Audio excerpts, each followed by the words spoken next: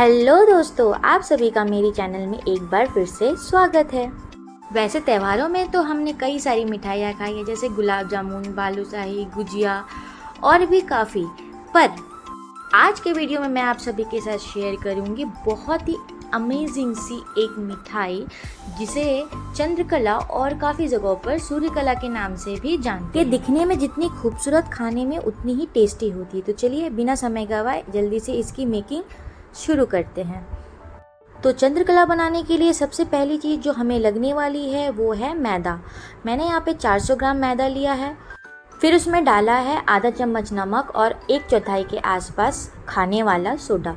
और फिर हम इसमें डालेंगे 2 चम्मच रिफाइंड ऑयल, आप ये भी डाल सकते हो। और इन सभी चीज़ों को बिना पानी डाले अच्छे से एक बार मिक्स कर लेंगे। और फिर मुट्ठी को बंद करने पर अगर आटा इस तरीके से आपके हाथ में बंधने लगे तो फिर हम इसे गूंदना स्टार्ट करेंगे।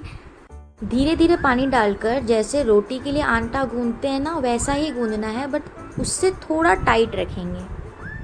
आप एक तरीके से कह सकते हो, हम जिस तरीके का डो कचौड़ियाँ बनाने के लिए तैयार करते हैं, बिल्कुल उसी तरीके का डो हमें चंद्रकला बनाने के लिए भी तैयार करना है।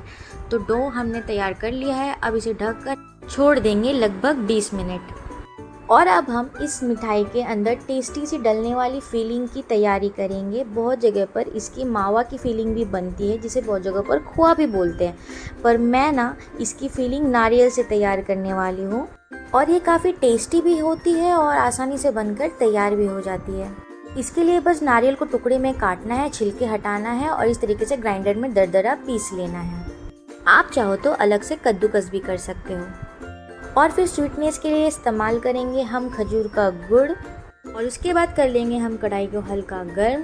कढ़ाई हल्का गर्म होते ही जो नारियल का गुड़ा हमने बना रखा था वो कढ़ाई में डाल देंगे।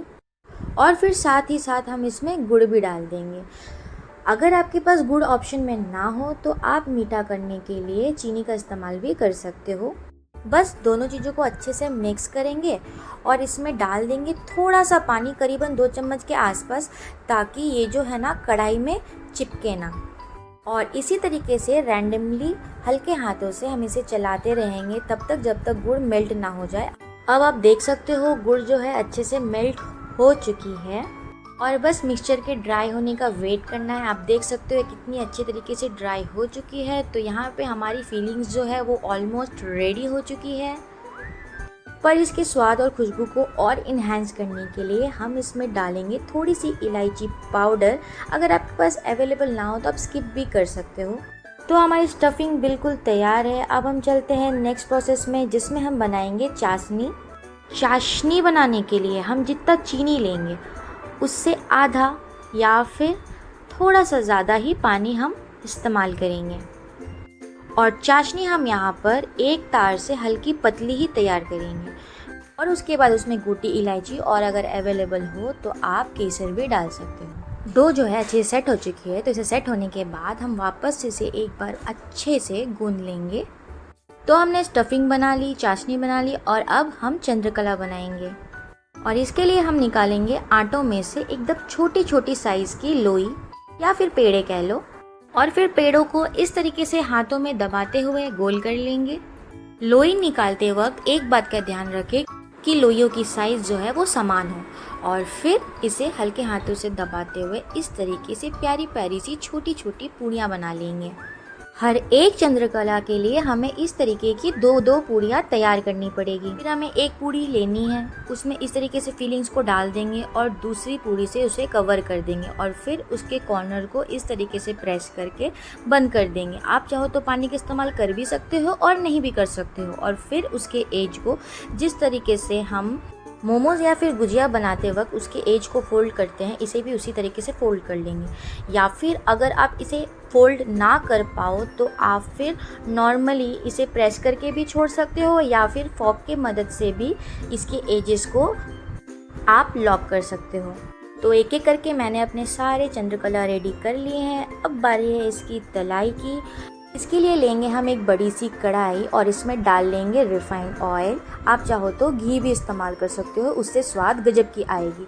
फिर एक छोटी सी लोई डालकर देख लेंगे तेल अच्छे से गर्म हुई या नहीं। तेल के अच्छे से गर्म होने के बाद हम फ्लेम को कर देंगे बिल्कुल लो और उसके बाद ही हम चंद्रकला को एक एक करके कढ़ाई में डालेंगे। ध्यान रखें फ्लेम जो है वो तेज़ बिल्कुल नहीं होनी चाहिए, इसे हमें बिल्कुल समोसे जैसे तलते हैं ना उसकी तरह ही तलना है। फ्लेम अगर बहुत तेज़ होगा तो ये बस ऊपर ऊपर से ब्राउन हो जाएंगे और अंदर से सिकेंगे नहीं, और ठंडी होने के बाद ये बहुत ही जल्दी नरम हो जाएंगे, क्रिस्पी बनकर तैयार नहीं होंगे। तो इसे क्रिस्पी बनाने के लिए हमें फ्लेम को लो पर मेंटेन करनी पड़ेगी। जिस तरीके से हम समोसा तलते हैं ना चंद्रकला, बिल्कुल हमें उसी तरीके से तलना है। कहीं भी आपको ऐसा लगे कि फ्लेम ज़्यादा हो गया है या फिर कढ़ाई ज़्यादा गर्म हो गई है तो आप फ्लेम को कम कर दे या फिर गैस को बंद कर दे। अब आप देख सकते हो सभी के ऊपर कितनी प्यारी सी एक गोल्डन ब्राउन कलर आ चुकी है। तो अब मैं इसे तेल से निकाल कर बाहर कर लूँगी। क्यों दिख रही है ना करारी, अभी तो इसमें चाशनी का तड़का लगना बाकी है। तो इसे तेल से निकालने के बाद बिना ठंडा किए गर्मा गर्म ही हम इसे चीनी की जो चाशनी हमने बना रखी थी उसमें हम इसे डाल देंगे।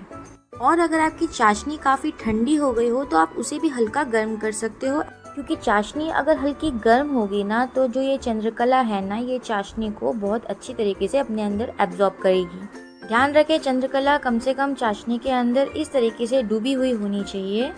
और फिर लगभग आधे घंटे के लिए सभी को चाशनी में डूबे रहने दें।